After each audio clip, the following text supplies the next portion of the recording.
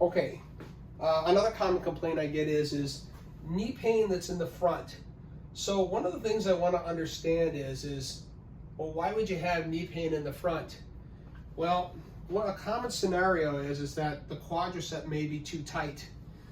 Well, how we can determine that is a number of different ways. There's some quick ways that I like to assess it, and this is actually a way that you could even do some of it at home.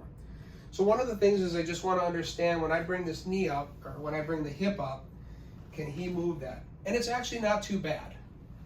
So, but I'm going to see if I can make it better. So I just come in here and I squeeze this quadricep.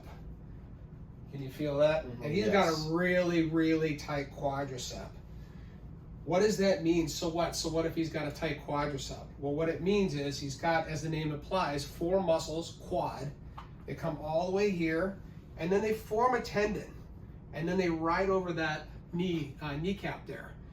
Well, if the quadricep is really, really tight, it's going to compress that kneecap in there all day, and they'll often experience pain in this region here, and in particular below that kneecap. So again, let me come in here and just squeeze this.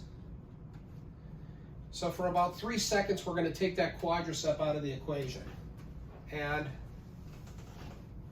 that's completely different. Would you agree? Yes, totally. Okay. A couple of reasons for that tight hamstring or that tight quadricep is maybe he doesn't have good opposition from the hamstring. So hold that right there. And he doesn't. Okay? Or his hip flexor is weak.